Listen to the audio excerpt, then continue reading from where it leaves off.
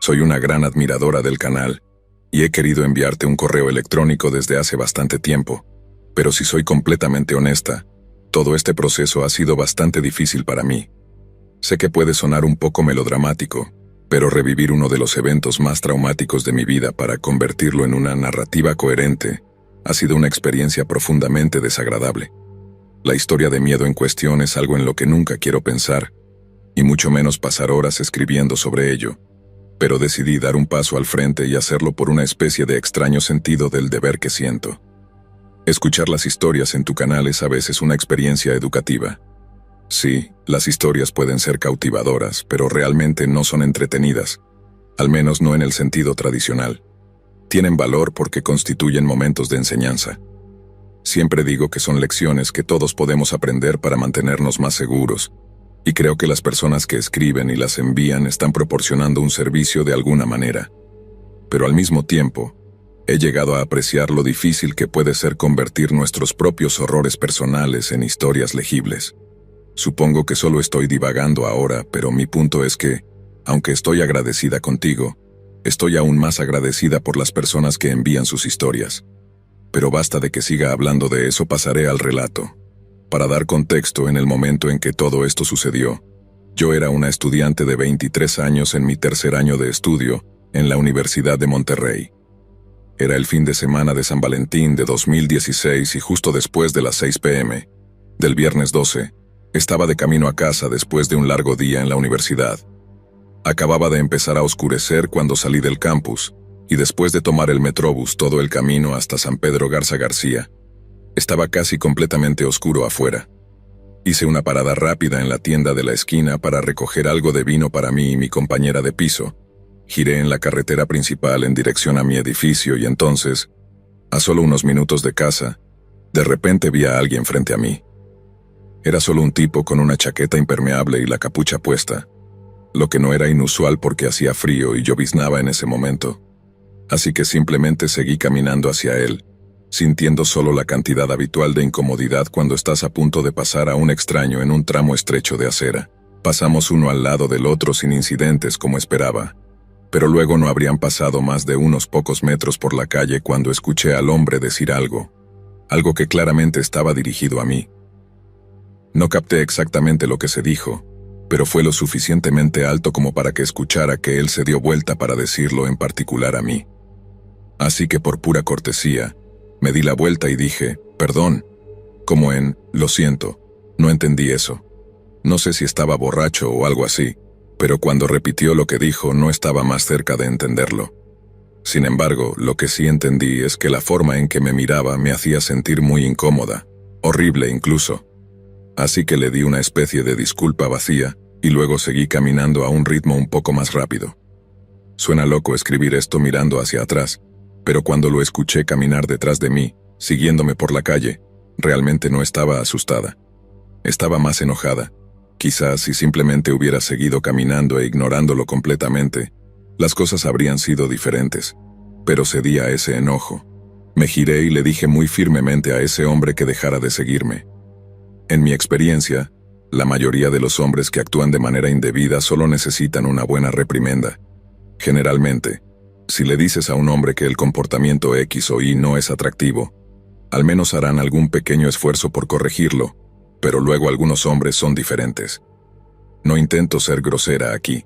Sé que esto aplica para todas las personas, cualquiera que sea su identidad, pero a veces conoces a una persona que simplemente no lo es, y con eso quiero decir que parecen una persona, caminan, hablan y actúan como una persona, pero no son una persona, hay algo diferente. Cuando me giré y le dije muy firmemente, deja de seguirme o llamaré a la policía, no sé exactamente qué esperaba que él hiciera. De hecho, detenerse estaba bastante alto en mi lista, potencialmente seguido por algún tipo de comentario antagonista desechable, ya sabes, algo malo. Pero lo que no esperaba que hiciera era lanzar un puñetazo tan rápido que apenas tuve tiempo de reaccionar. No creo que me haya noqueado completamente cuando su puño golpeó mi cara, pero creo que estuve tan cerca como nunca quiero estar. Un segundo recuerdo pensar, Dios mío, va a hacer algo. Y al siguiente estaba acostada mitad en la acera y mitad en la carretera, con ese imbécil hurgando en mi bolso y llevándose realmente cualquier cosa de valor. Tengo un recuerdo muy vívido de pensar, podrías haberme pedido mi bolso porque, por mucho que obviamente no quisiera dárselo, difícilmente iba a pelear con él si hubiera sacado un cuchillo o intentado agarrarlo. Luego mi siguiente pensamiento fue correr por las calles y tocar el timbre de mi apartamento para entrar, porque, como dije, estaba a solo unos minutos a pie, como mucho. Pero luego intenté levantarme. Sentí como él me pateaba las piernas por debajo de mí. La próxima vez que intenté levantarme me volvió a sacar las piernas de debajo, pero esa vez fue porque comenzó a intentar arrastrarme por la acera.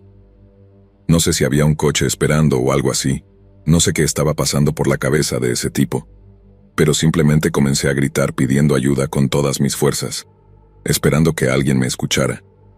Y afortunadamente alguien lo hizo, porque lo siguiente que supe fue que escuché la voz de una mujer gritando, «Déjala en paz».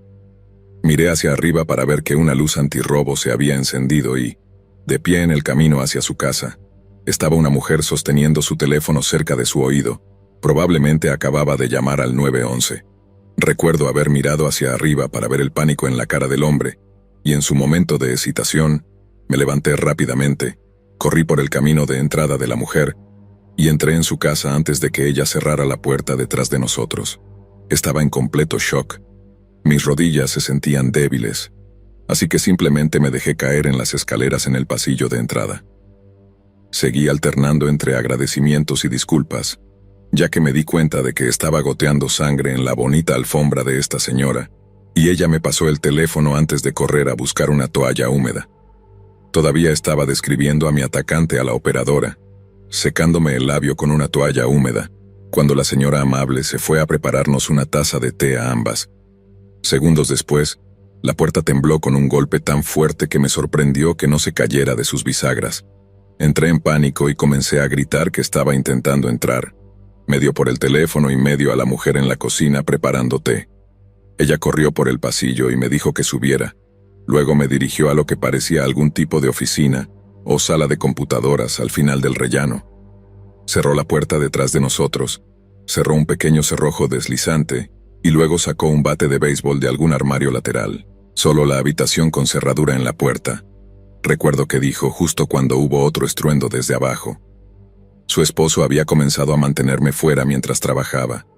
Ahora estoy bastante contenta de que lo hiciera, para ser honesta. Recuerdo haber estado totalmente impresionada por ella. Ella parecía tan tranquila cuando yo estaba completamente alterada, así que cuando caminó hacia la ventana para mirar al frente de su casa, la seguí, y fue entonces cuando lo vi. El hombre estaba caminando hasta el final del camino de esta mujer, y luego corriendo de regreso a toda velocidad, antes de lanzar su pie contra la puerta. Por la cantidad de fuerza que estaba poniendo, no podía creer que la puerta todavía estuviera en sus bisagras. Como todavía estaba al teléfono con la policía, le seguía diciendo lo decidido que estaba el hombre a entrar. Recuerdo que la operadora dijo algo como, ya que es un incidente en curso, los oficiales estarán con usted en unos minutos. Y cuán absolutamente musical sonaron sus palabras en ese momento.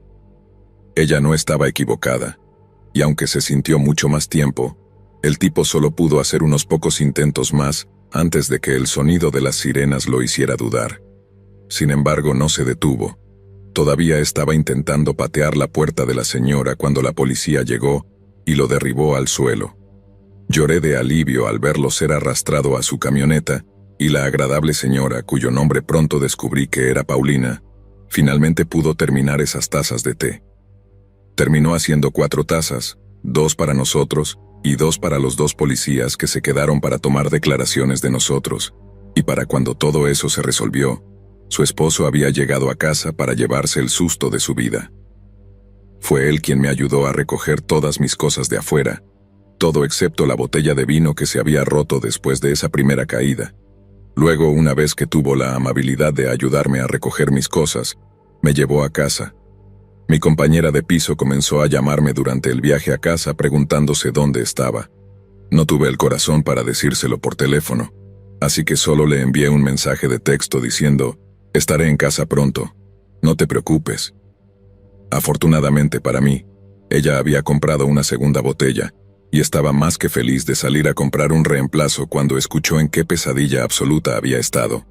Lo que me hace sentir bastante emocional al pensar es simplemente cuán afortunada fui en varios niveles diferentes. Afortunada de que el puñetazo no me rompiera la nariz ni me causara ningún daño permanente. Afortunada de que Paulina estuviera allí para rescatarme. Afortunada de que una puerta no se derrumbara como sé que lo haría la mía. Pero con esa sensación de fortuna viene otro tipo de sentimiento mucho más oscuro. La culpa. Me siento culpable de haber logrado escapar cuando tantos otros no tienen esa oportunidad. A veces pienso en lo que podría haber sucedido si Paulina no hubiera interferido y a veces me lleva a las lágrimas. Dono a una organización benéfica llamada The Survivors Trust, y sé que solo son unos pocos dólares al mes, pero estoy haciendo mi parte. Estoy tratando de hacer una diferencia para todas las mujeres y niñas que no tuvieron a alguien que las ayudara. También sigo en contacto con Paulina y su esposo. Intercambiamos tarjetas de Navidad y de cumpleaños cada año, y les envío un pequeño regalo de aniversario de bodas alrededor de la fecha en septiembre también. Al igual que la donación a The Survivors Trust, creo que es lo menos que puedo hacer por ellos porque sin la amabilidad, compasión y valentía que mostraron esa noche, creo que no, sé que mi vida sería muy diferente. Unos meses más tarde recibí una llamada telefónica de un detective que dijo que había tratado con delitos violentos. Atraparon al tipo que me atacó, pero por lo que parece, no iba a haber ningún tipo de juicio, y era poco probable que fuera a prisión. Fue rápido en asegurarme que esto no significaba que él volvería a las calles, no en el corto plazo de todos modos. Habría una evaluación psiquiátrica, y los resultados mostraron que no podía ser legalmente responsable del asalto, y en pocas palabras, estaba completamente loco. Estaba programado para ser trasladado a una unidad psiquiátrica segura, y a menos que mostrara signos de mejora, sería mantenido allí indefinidamente. Por lo que sé, todavía está allí, ya que tengo derecho legal a ser informada de su liberación. Estoy segura de que ese día nunca llegará, pero honestamente, no creo que eso suceda pronto. No nombraré al detective con quien hablé porque creo que me dijo una o dos cosas que no debería haber dicho sobre el pasado de mi atacante, pero para mí fueron nada menos que impactantemente sorprendentes. Así que creo que es justo compartirlo también contigo. El hombre que me atacó fue rescatado de una familia abusiva a la edad de 11 años, pero se descubrió que los abusadores no eran sus padres biológicos. Dijeron la verdad sobre de dónde venía el niño y siempre insistieron en que era su hijo, pero los servicios sociales sabían por la prueba de ADN que el niño debía haber venido de otro conjunto de padres. Preguntaron si recordaba a sus padres, pero solo tenía unos pocos recuerdos escasos de ellos y sin papeles de identificación legítimos, no había forma de encontrarlos. El niño luego creció en el sistema de acogida y exhibió de inmediato signos de trauma severo para las familias que lo acogieron. Pasó de un lugar a otro volviéndose más y más violento a medida que pasaban los años. Había estado entrando y saliendo de prisión para cuando tenía 21 años, y luego, cuando tenía 22, se encontró conmigo en una lluviosa tarde de viernes y simplemente decidió enloquecer. Nunca habló sobre por qué y era imposible entrevistarlo debido a problemas severos con su habla. Creo que esa es la razón por la que no pude entender lo que me decía y al parecer, malentendidos como ese habían sido un detonante para comportamientos violentos anteriores.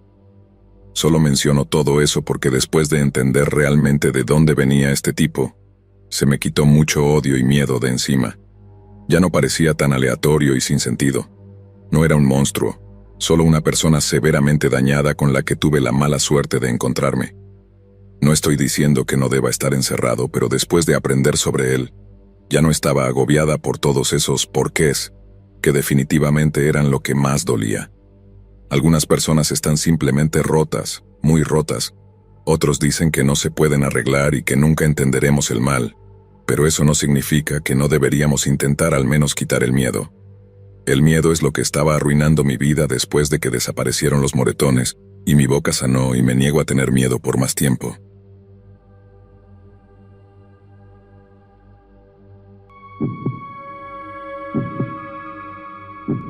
El verano en que cumplí 27 años, mi novio de 3 años me invitó a pasar una semana en casa de sus padres.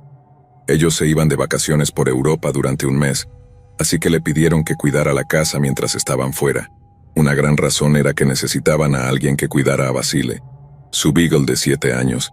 Así que en lugar de quedarse solo, mi novio me pidió que lo acompañara. Fue muy divertido tener toda esa privacidad, y también fue emocional, viendo cómo podrían ser las cosas si nos quedáramos juntos y alcanzáramos nuestras metas profesionales.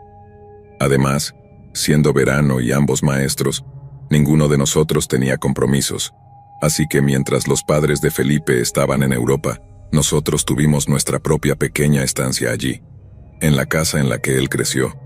Llegué el viernes por la noche y me quedé hasta el jueves por la noche, yendo ocasionalmente a casa para buscar un cambio de ropa o algo de mi refrigerador.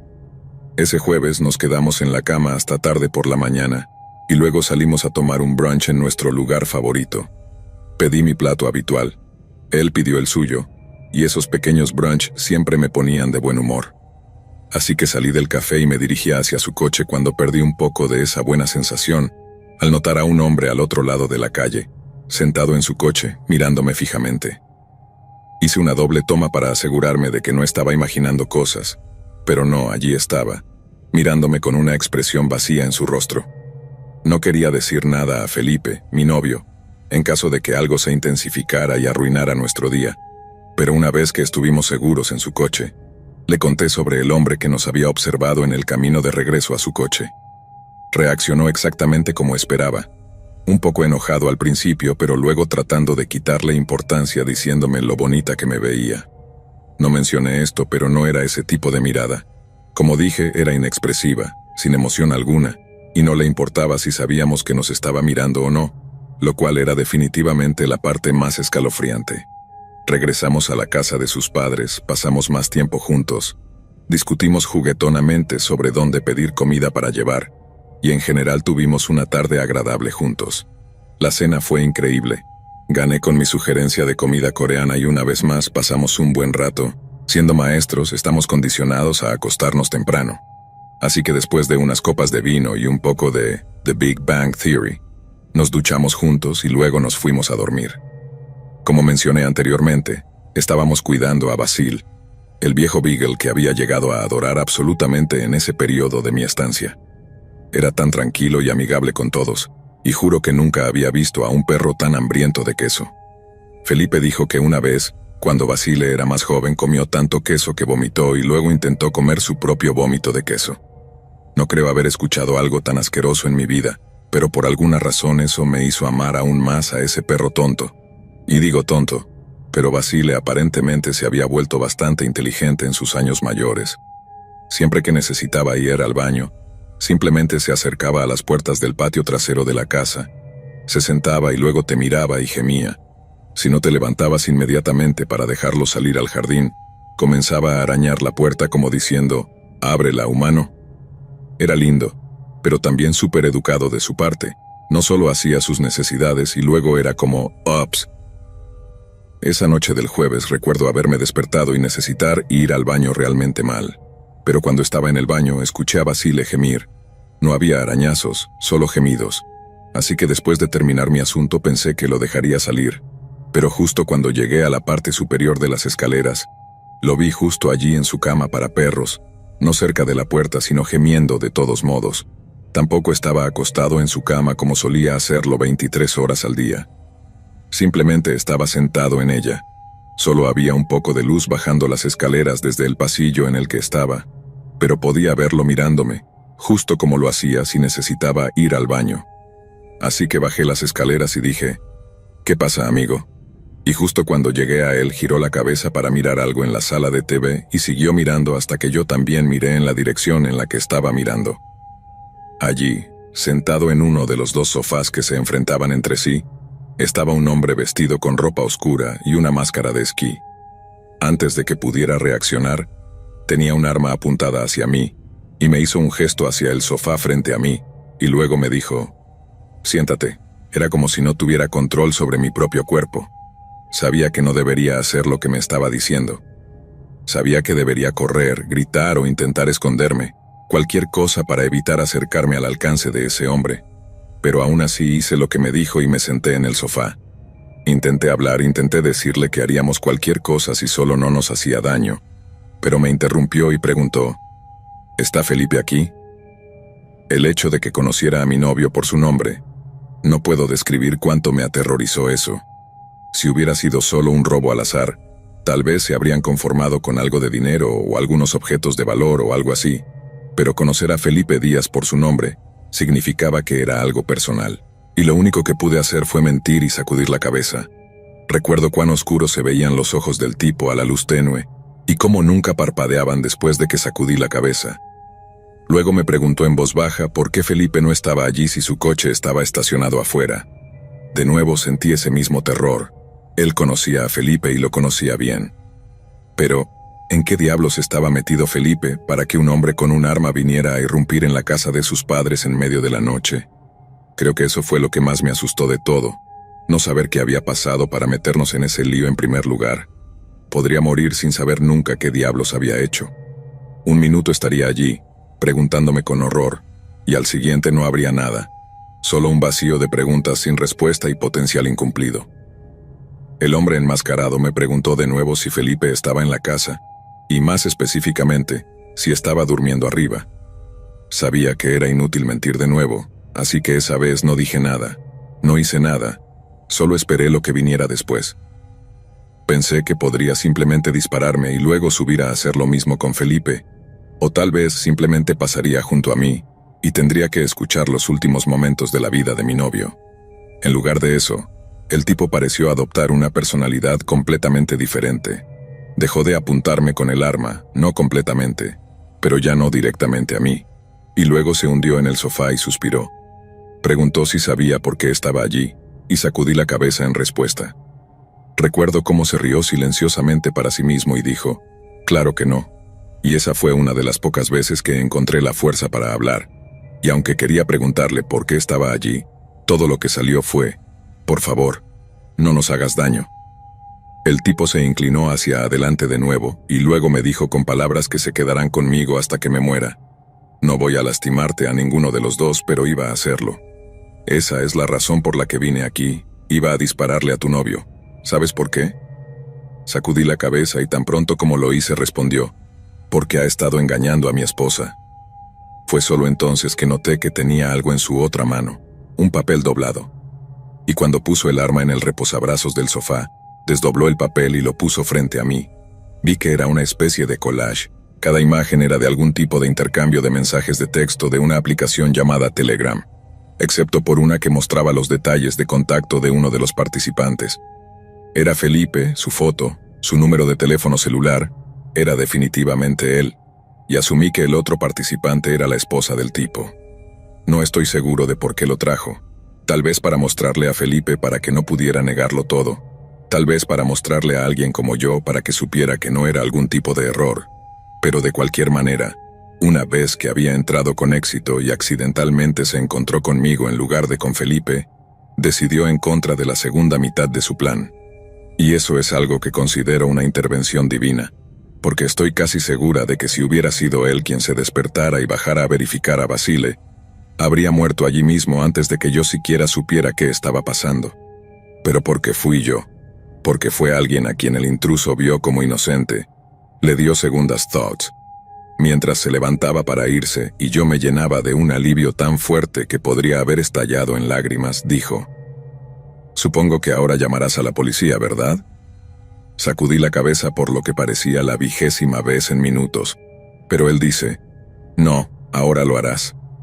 Y soy un idiota por haber hecho esto en primer lugar». Sentí algunos últimos pinchazos de ansiedad mientras caminaba hacia las puertas del patio, que estaban ligeramente entreabiertas, por donde de alguna manera había entrado sin despertarnos, o ahora que lo pienso, tal vez eso me despertó, y fue entonces cuando me di cuenta de que necesitaba orinar, pero supongo que eso es ni aquí ni allá. Lo último que dije antes de que saliera fue un tembloroso «gracias», y me doy cuenta ahora de que le estaba agradeciendo por 3 razones. En primer lugar, no era tanto un gracias como tratando de confirmar que no iba a cambiar de opinión y matarnos. En segundo lugar, fue un agradecimiento por no hacernos daño. Pero en tercer lugar, realmente le estaba agradeciendo por decirme lo que Felipe estaba haciendo. No se sentía así en ese momento. Todavía me sentía muy protectora de Felipe y estaba contenta de que no le hubieran hecho daño. Pero sé que algo de ese sentimiento estaba allí en algún lugar, y si no, Ciertamente plantó una extraña semilla de gratitud en mi cabeza.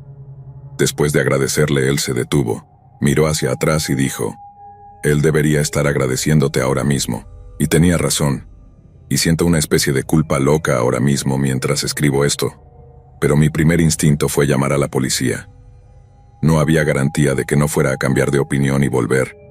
No sabía si había estado bebiendo, o estaba loco, o cualquier otra cosa que pudiera hacer que volviera disparando. Así que eso fue lo que hice.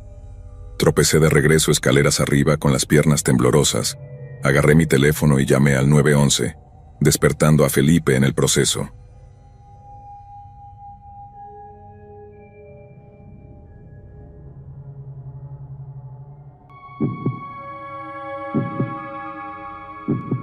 Uno de mis primeros trabajos formales fue trabajar como guardia de seguridad nocturno en Barry, que es un pueblo al suroeste de Cardiff, en Gales. La mayoría del tiempo fue un trabajo fácil, y aparte de algunos sustos con unos chicos que lanzaban piedras, estaba en más peligro de ser sorprendido durmiendo en el trabajo que de ser atacado o algo por el estilo. Y eso es porque todos los lugares que custodiaba eran lo que podrías llamar sitios de bajo riesgo. Era un chico joven, apenas salido de la escuela con muy poca experiencia en el mundo laboral, así que mis jefes no tenían prisa por darme demasiada responsabilidad. Como resultado, me asignaron todos los sitios con ruedas de entrenamiento, esencialmente edificios condenados, sitios de construcción vacíos. Esos eran los tipos de trabajos que conseguía, y dado que prácticamente no había nada de valor en ninguno de ellos, había muy poco riesgo para mí o cualquier otra cosa que estuviera protegiendo. Los únicos incidentes reales que tuve durante mi breve carrera en seguridad fueron: 1. Los tontos que encontré intentando robar cable de cobre, quienes huyeron tan pronto como aparecí. 2. Los drogadictos buscando un lugar para drogarse, quienes nuevamente huyeron tan pronto como emergí. Y 3. El tipo que intentó quemar el sitio que estaba vigilando, quien hizo una aparición sorpresa en mi sueño unas noches después del incidente. Es este último el que conforma la historia que estoy a punto de contarles hoy. Estaba de guardia en una antigua escuela para necesidades especiales que había sido marcada para demolición, un lugar llamado Greenways. Como el interior fue considerado inseguro, me colocaron en una portacabina situada en lo que solía ser el estacionamiento de la escuela. Había sido otra guardia fácil. Nada remotamente significativo había ocurrido durante semanas, cuando de repente una noche, escuché un fuerte ruido de algo rompiéndose proveniente de la escuela. Alguien estaba vandalizando el lugar o intentando entrar por alguna razón, y cualquiera que fuera la explicación requería una respuesta de mi parte. Así que me levanté, salí de la cabina con mi gran linterna Maglite, que también podría haber servido como arma, y me preparé para enfrentarme a quien quiera que estuviera dañando mi guardia. Como mencioné, la mayoría de las personas simplemente se asustan cuando ven a algún tipo de guardia de seguridad, así que no estaba tan preocupado, pero definitivamente un poco aprensivo. Una vez vi que quien fuera había destrozado su camino hacia el edificio a través de las antiguas puertas principales.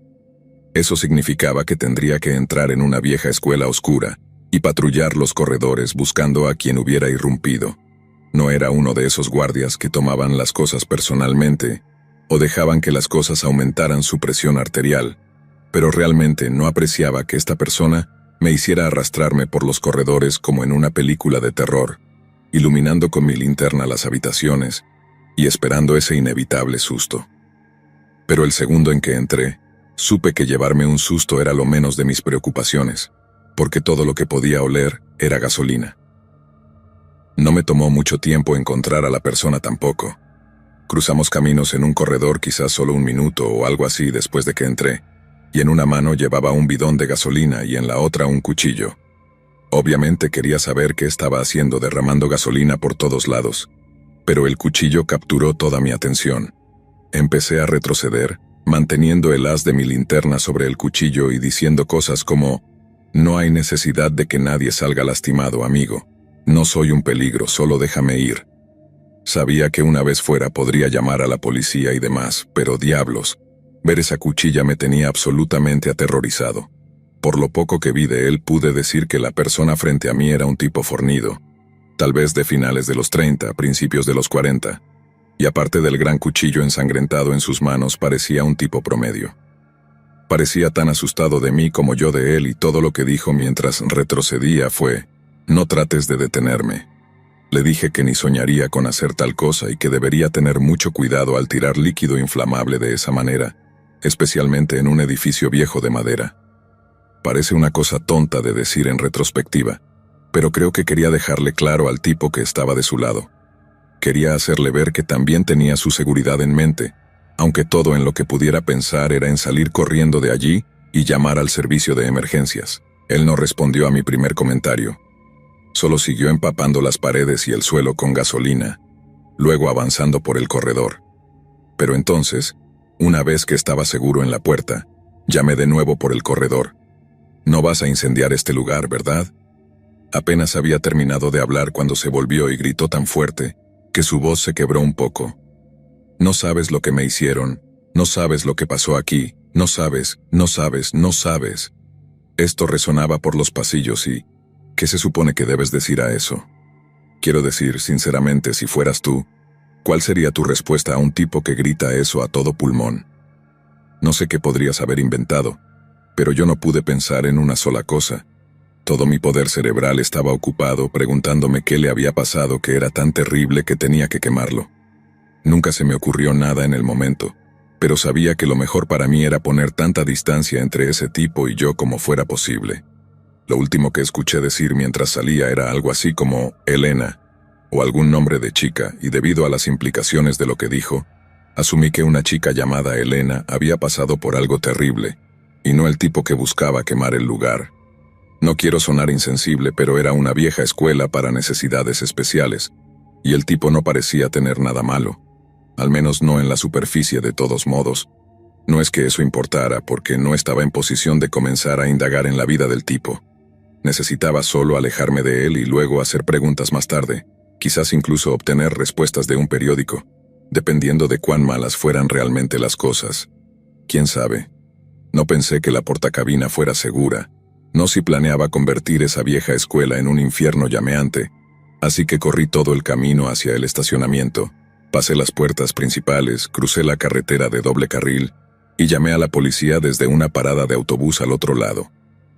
Estaba en un lugar público bien iluminado, pero aún podía ver la escuela, o al menos podía ver algo de su silueta contra el cielo nocturno, y no había forma de que llamara a la policía desde ningún otro lugar. Lo último que quería era que ese tipo pudiera usar el sonido de mi voz para rastrearme en la oscura calle. Ya había tenido suficiente miedo por una noche. Recuerdo que la señora del servicio de emergencias me preguntó si necesitaba policía, bomberos o una ambulancia, y le dije que pensaba que los tres. Le conté sobre el tipo, sobre su cuchillo, y cómo parecía todo frenético y queriendo quemar la vieja escuela, así que enviaría policía primero y me mantuvo en línea para estar atento a señales de humo o llamas. No sé si fue toda la adrenalina haciendo que pareciera que el tiempo se arrastraba, pero llegó al punto en que pensé que el tipo podría haber cambiado de opinión o no sé, haber roto su encendedor, o haber dejado caer sus cerillas después de ser sorprendido en el acto. Pensarías que se habría apresurado, pero tomó más tiempo de lo esperado ver las llamas y, una vez que prendieron rápido y todo el lugar pareció incendiarse como un gran maldito polvorín. La policía llegó primero y, obviamente, no iban a acercarse a ese edificio en llamas. Simplemente se detuvieron fuera de las puertas con sus luces encendidas, y yo fui a encontrarme con ellos. Estaban igual que yo realmente, en total incredulidad por lo que el tipo acababa de gritar antes de que finalmente me alejara de la situación. Traté de darles la mejor descripción que pude, pero había estado tan concentrado en el cuchillo en la salida, que la cara del tipo era solo una especie de mancha en mi memoria en ese punto, y estaba bastante oscuro, supongo. Después de eso no quedaba mucho más para mí que hacer excepto dejar un mensaje en la máquina contestadora de mi jefe, haciéndole saber sobre el incendio, y luego irme a casa por la noche. El único problema era que estaba tan lleno de adrenalina, que el sueño no llegaba fácilmente después de que finalmente llegué a casa de mis padres. Llegué a casa alrededor de la 1 de la mañana y luego me quedé despierto hasta las 5 o casi las 6 de la mañana porque no podía sacar de mi mente lo que el tipo había dicho. Terminé escribiendo el nombre de la vieja escuela para necesidades especiales en Google, y después de buscar bastante entre los artículos, encontré algo muy impactante al principio, pero que resultó ser un poco decepcionante. No sé si alguno de ustedes ha oído hablar del pánico satánico que tuvo lugar durante los años 80. Yo, ciertamente, no lo había hecho hasta esa noche, pero para aquellos que lo han hecho, permítanme desglosarlo por un segundo para aquellos que no lo han hecho. Básicamente, a finales de los 80, hubo esta especie de ola mental de acusaciones de abuso satánico en todo Estados Unidos y el Reino Unido, todas al mismo tiempo, y todas aproximadamente la misma historia. Como puedes imaginar, hubo todo tipo de investigaciones al respecto, pero por lo que leí, casi cada caso resultó ser una completa tontería. No me malinterpreten. Hubo 1 o 2 casos que fueron reales y terminaron con condenas por abuso infantil y tiempo en prisión, pero la gran mayoría eran estas historias inventadas basadas en acusaciones al estilo Casa de Brujas. De ahí el nombre de pánico satánico. Un escándalo de este tipo ocurrió en mi Gales natal en 1990, pero de nuevo resultó ser una tontería y de casi 100 acusaciones. Solo un niño terminó al cuidado de los servicios sociales, y eso fue por padres negligentes, no por abuso satánico sistemático. Pero entonces encontré otro artículo sobre un culto real que había estado practicando el tipo exacto de abuso infantil satánico, descrito por la gente durante el pánico satánico. 5 personas fueron a prisión por ello en 2011, como si fuera algo real que puedas buscar tú mismo y leer al respecto, y lo hice.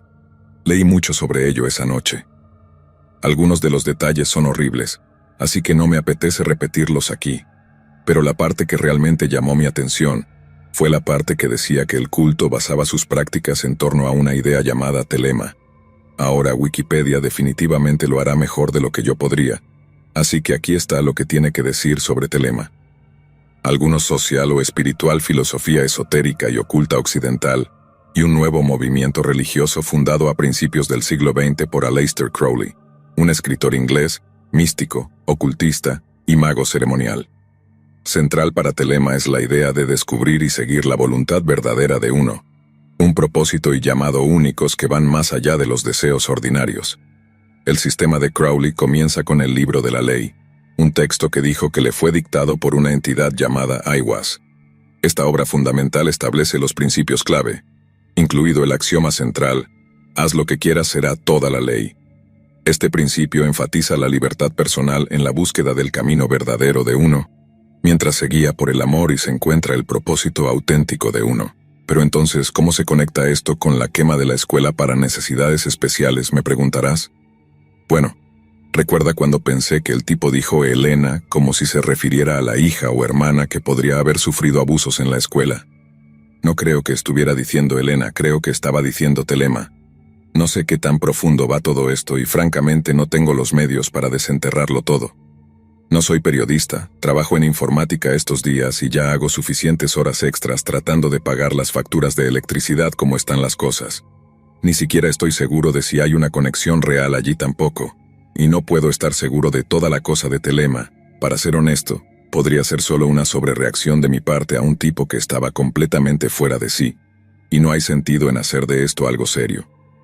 Pero si me equivoco sobre eso, y es tan profundo como me llevan a creer mis sospechas más oscuras, entonces podría ser un buen contenido para tu canal, ya sabes. De todos modos, esa fue la cosa más aterradora que me ha pasado mientras trabajaba en seguridad, definitivamente la única vez que estuve en algún peligro real de todos modos, y espero que sea algo para YouTube, si no, todo lo mejor con tu canal.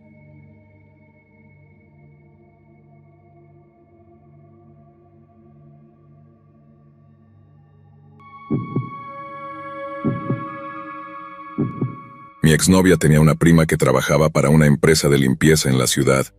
Le asignaban la misma casa 3 días a la semana, la casa de un anciano rico que vivía solo. Un día tuvieron algún tipo de desacuerdo. Él hizo una queja a la empresa de limpieza y ella fue despedida.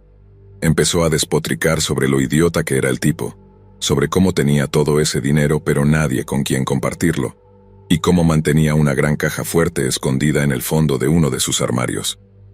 Esa última parte captó mi atención de una manera muy grande y para el final de la semana, ya tenía un plan para descubrir qué había dentro. Verás, solía ser, y estoy siendo amable al decirlo, un verdadero sinvergüenza. Cumplí mi condena, así que no tengo remordimientos, pero durante un tiempo viví como un criminal de carrera. Me salí con la mía en docenas de robos violentos e invasiones a domicilios, y aunque solo se necesitó un caso para destruir mi vida, No fue el que desearía haber sido atrapado. Eso probablemente no tenga mucho sentido para algunos de ustedes, y al final de lo que estoy a punto de contarles, no puedo garantizar que se aclare. Pero eso está bien para mí porque eso nos hará dos que no podemos darle sentido. Vigilamos esta casa durante aproximadamente una semana asegurándonos de tener una idea de la distribución y su rutina, pero entrar no fue algo del tipo misión imposible. Simplemente caminamos hasta la puerta principal en una soleada mañana de domingo.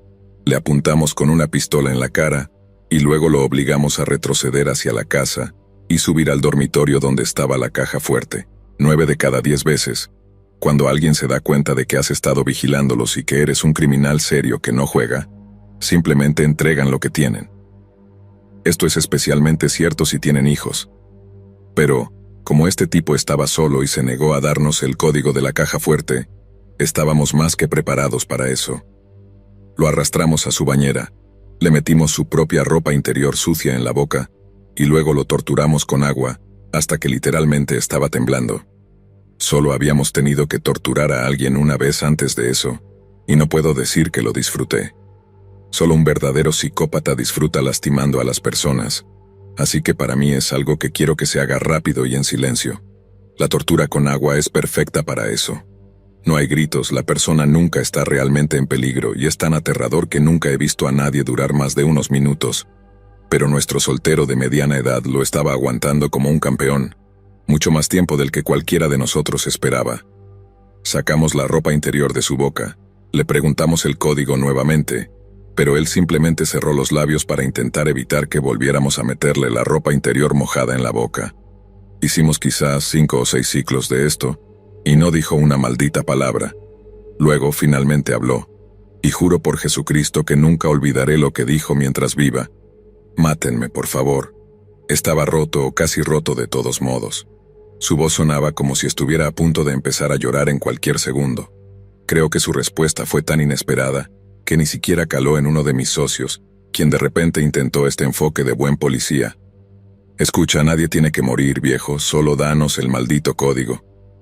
Él negó con la cabeza, metimos la ropa interior de nuevo en su boca y todo comenzó de nuevo. Unos pocos ciclos más y decidió hablar de nuevo. Esto no es lo que piensas que es, por favor detente. Uno de mis socios lo sacó de la bañera, se sentó en su pecho y luego nos dijo que cubriéramos su boca antes de meterle una pistola eléctrica en sus partes. Después de eso estaba listo para hablar. Nos dio el código, lo introdujimos en el teclado y ¡voilá! La puerta se desbloqueó y la abrimos para ver que tenía razón. No había nada allí, nada de valor obvio de todos modos. Solo había un montón de lo que parecían ser libros y luego un montón de cintas VHS. Este fue el primer momento en que cometimos un grave error de juicio, ya que estábamos tan enojados como puedas imaginar.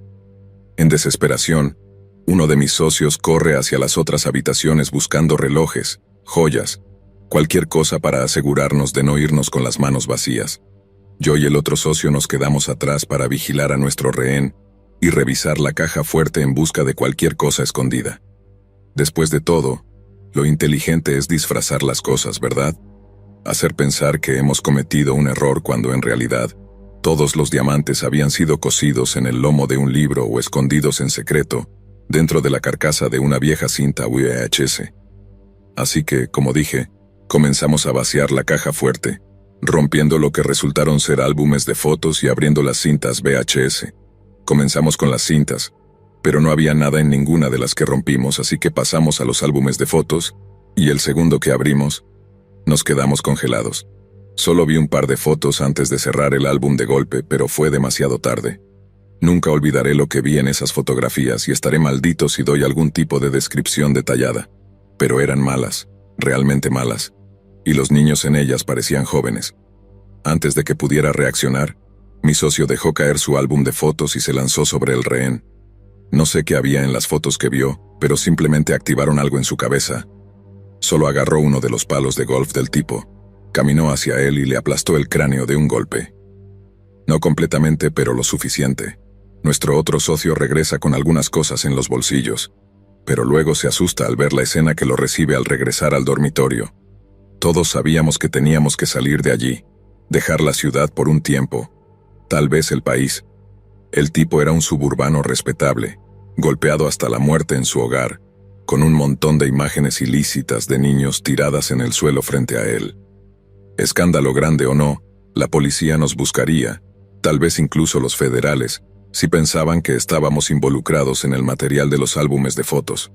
Así que eso hicimos. Nos dispersamos en cada dirección y mantuvimos nuestros sentidos alerta para lo que viniera después. Conduje fuera del estado, hasta un pequeño pueblo en medio de la nada. Un lugar lo suficientemente agradable, pero no tanto como para que me importara desaparecer una vez que mi rostro comenzara a aparecer en la televisión o algo así. Pero luego pasó un día, y luego otro, y luego un tercero. Y no hubo ni un susurro de ningún periódico, estación de radio o canal de televisión. Sabíamos que la policía podría hacer un llamado público pidiendo testigos. Era solo cuestión de cuándo.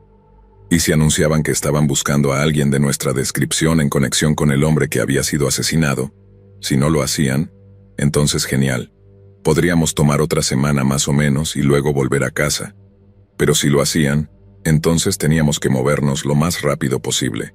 Con eso en mente, estábamos pegados a las noticias de televisión y radio, esperando que cada noticia de última hora contuviera nuestros nombres o caras o algo. Nos quedamos allí por días pensando que en cualquier momento íbamos a escuchar sobre ello. Pero cuando finalmente lo hicimos, no fue nada como esperábamos.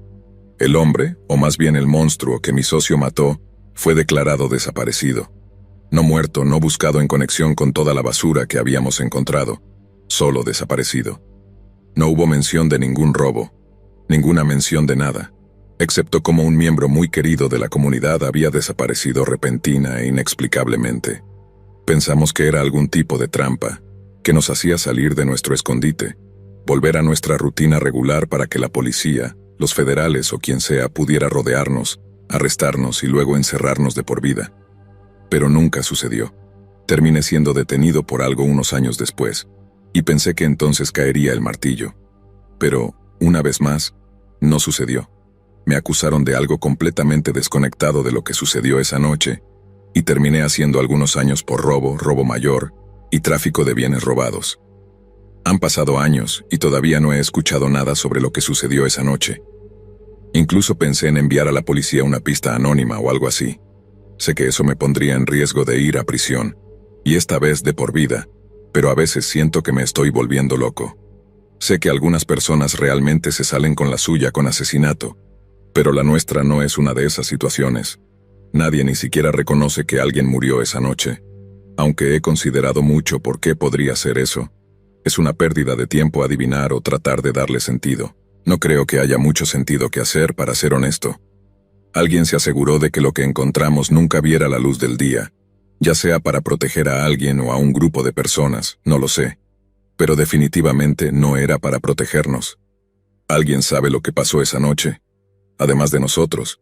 Y si quieren manejar las cosas a su manera especial, es lo que me mantiene despierto por las noches, incluso tantos años después.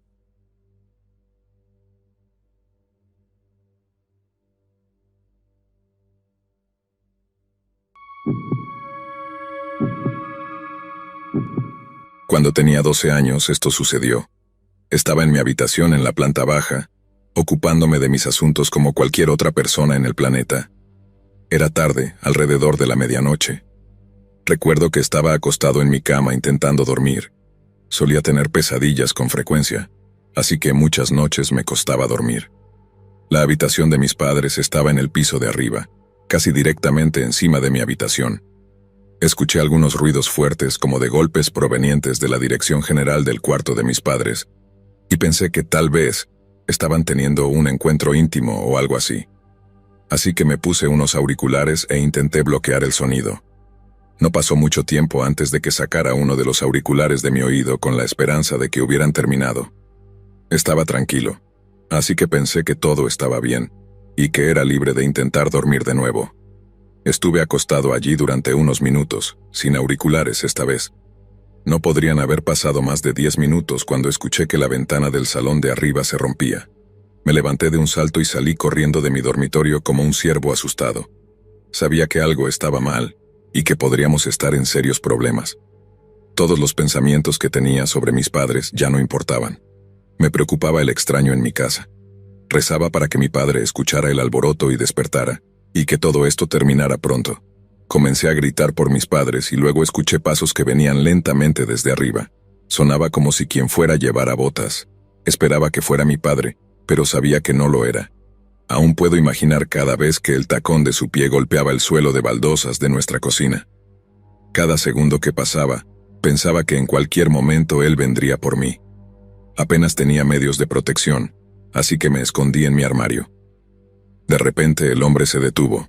Debía estar parado quieto, probablemente tratando de decidir su próximo movimiento. En este punto, me di cuenta de que probablemente debería dejar de gritar porque solo le advertiría de mi posición. Para aquellos que se preguntan por qué mis padres no despertaron, era un sábado por la noche y mis padres bebían mucho. Estaban completamente inconscientes. Así que aquí estaba yo, solo en la planta baja con un hombre al azar que sabía exactamente dónde estaba yo, presumiblemente. Estaba absolutamente seguro de que iba a ser víctima de un asesinato o tráfico de niños, como esas películas de terror. Estaba increíblemente aterrorizado. Además, ambos vehículos de mis padres estaban en la entrada. Sabía que había personas en casa. ¿Quién irrumpe en la casa de alguien cuando sabe que el dueño está en casa? Tenía que ser algo personal, o como mínimo, tenía que estar armado con un arma o un cuchillo. Momentos después, escuché que el pomo de la puerta del sótano giraba y la puerta chirriaba. Cada paso que él daba bajando esas escaleras se sentía como una muerte lenta y excruciosa. Gritaba como nunca antes lo había hecho. Cada segundo gritaba más y más fuerte hasta que eventualmente mi padre comenzó a gritarme por mi nombre. El hombre ya estaba en la planta baja acercándose a mi puerta cuando mi padre llegó a nosotros y le disparó al hombre espeluznante en la espalda, probablemente 5 veces. Cayó al suelo y mi padre corrió y me sacó de mi habitación, diciéndome que cerrara los ojos mientras salíamos de la escena. Por supuesto, llamamos a la policía y el hombre fue declarado muerto. Mi padre y yo tuvimos que responder muchas preguntas esa noche, pero afortunadamente tenemos la ley de defensa propia en nuestro estado, por lo que mi padre no tuvo problemas por el asesinato. No debería siquiera llamarlo asesinato, estaba protegiendo a su familia. Era un hombre sin hogar que había consumido drogas toda su vida y tenía un historial delictivo muy extenso. Nadie lo extraña hasta el día de hoy.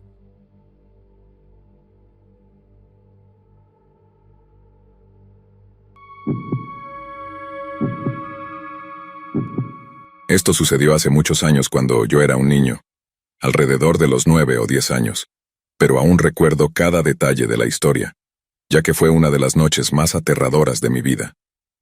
Mi familia vivía en el sur rural, y yo estaba en casa de mi abuela pasando la noche porque mis padres tenían que ir a algún lugar, y no volverían hasta la mañana. Mi abuelo estaba trabajando en el turno de noche, así que solo estábamos mi abuela y yo allí solos.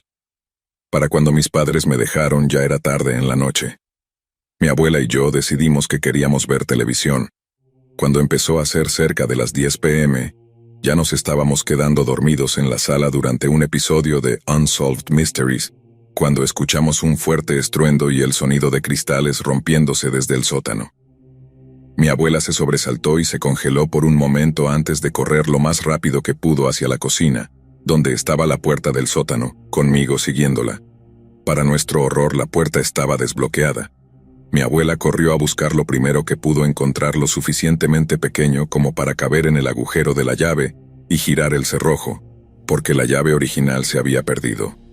Para cuando bloqueó la puerta, pudimos escuchar pasos pesados subiendo las escaleras de madera del sótano, y cuando llegaron a la parte superior, pudimos escuchar cómo el pomo de la puerta comenzó a girar hacia adelante y hacia atrás. Mi abuela me agarró de la mano y me arrastró a su habitación y agarró su viejo revólver calibre 22 que había recibido de su padre. Nos llevó de vuelta a la sala de estar, donde llamó a mi padre para contarle la situación. Mientras estaba al teléfono pudimos escuchar a alguien caminando y hurgando en el sótano, que mis abuelos usaban como almacén. Mi padre le dijo a mi abuela que mantuviera el arma cerca y, mientras esperábamos, eventualmente escuchamos que los ruidos en el sótano se detenían, así que decidió no llamar a la policía. Pasaron unas horas y mi padre finalmente llegó. Sacó su arma y linterna y revisó la casa y el sótano. La ventana del sótano estaba rota desde el exterior y había signos de que alguien había estado en el sótano, con bolsas de cosas tiradas en el suelo y cosas esparcidas por todas partes. Mi padre se quedó conmigo y mi abuela hasta que mi abuelo llegó a casa del trabajo. Después de eso, mi padre me llevó de vuelta a casa y mis abuelos se quedaron en su casa con un arma a su lado toda la noche. Sé que probablemente esto no es tan loco como otras historias de invasiones a hogares porque nunca vi al intruso, pero solo saber que estuvimos a segundos de encontrarnos cara a cara con el intruso todavía me da escalofríos hasta el día de hoy.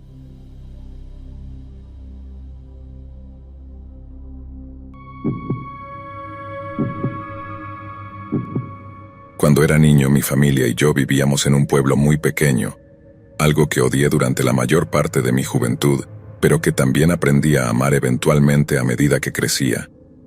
Odiaba el hecho de que estuviéramos a 15 minutos de cualquier tienda y mi familia cercana, a la que siempre he amado profundamente, era extremadamente pobre. No se me permitía salir mucho con amigos y me educaban en casa. Afortunadamente tenía un hermano menor que era de edad similar. De lo contrario, probablemente me hubiera vuelto loco. Estaba muy desocializado y protegido del mundo. El 95% de mi crianza fue así. Mi padre trabajaba unas 15 horas al día y mi madre era ama de casa y cuidaba de nosotros, los niños, todo el día. Imagina una casa en una zona casi completamente rural, con 10 acres y la casa completamente rodeada por un campo de maíz. Todos nuestros vecinos estaban a 2 minutos en coche, lo cual no era extraño para mí creciendo. Pero a medida que exploraba la vida en la ciudad, a medida que crecía, realmente comencé a darme cuenta de lo protegido que estaba de niño. De todas formas, divago. Como vivíamos en el campo, se ponía muy oscuro afuera por la noche, sin luces en las calles ni nada parecido. Bueno, una noche me escapé de la casa cuando todos dormían. No planeaba hacer nada malo realmente, pero aún así considero que me escapé porque no se suponía que debía estar afuera solo a esa hora de la noche, especialmente sin alertar a mis padres. A veces llevaba una linterna conmigo y leía un libro en el patio trasero bajo un árbol, o me balanceaba en la hamaca. Otras veces, simplemente me sentaba en el porche cuando estaba tan aburrido. Era un niño raro, supongo. Recuerdo la última vez que hice esto, fue un encuentro cercano. Tan pronto como salí, pensé que escuché a alguien hablando. Sabía con certeza que no eran mis padres ni mi hermano, así que me dejó confundido. Pensando ahora, no sé por qué no estaba asustado. Creo que la mayoría de la gente normal estaría al borde de algo así, especialmente un niño de mi edad. Tal vez fue mi inocencia infantil la que pensó que nada malo podía pasarme. Aunque es difícil recordar exactamente cómo me sentí. Puedo imaginar que debía haber estado confundido, pero también intrigado porque seguí la voz. Sonaba como un hombre enojado. Tal vez estaba hablando por teléfono con alguien. ¿Qué estaba haciendo en mi casa? Me escondí detrás de un árbol y apenas pude verlo. Podía ver la silueta oscura de su cuerpo moviéndose con el viento. Caminaba hacia mí en ángulo y no creo que me hubiera visto aún. No sé por qué, pero no fue hasta ese momento que empecé a sentir miedo. Algo dentro de mí se dio cuenta de que podría estar en peligro. Fue entonces cuando corrí de regreso por donde había venido, directo a la puerta principal. Miré hacia atrás y allí estaba él, corriendo hacia mí. Afortunadamente entré y cerré la puerta antes de que pudiera alcanzarme, pero ahora estaba parado en nuestro porche, golpeando la puerta. Gritaba que lo dejara entrar y que me atraparía de todos modos. Corrí a la habitación de mi padre y él agarró un rifle y amenazó al hombre a través de la puerta, pero aún sin abrirla. El hombre se quedó en silencio por un segundo cuando escuchó las amenazas de mi padre. De repente pudiste escucharlo correr y bajar los escalones de madera. Esa fue la última vez que supimos de él. No creo que mi padre llamara a la policía porque pensó que la situación había terminado definitivamente y que no volvería. Siempre tuve estos sueños de que él regresaba mientras mi padre estaba trabajando durante el día, o regresando a esa noche, pero con el escenario terminando de manera muy diferente y mucho peor. Afortunadamente, nunca regresó en la vida real, que yo sepa. Estoy bastante seguro de que mi padre lo habría matado si lo hubiera intentado. Supongo que esa es mi historia sobre mi encuentro con el hombre loco que intentó secuestrarme y entrar a mi casa.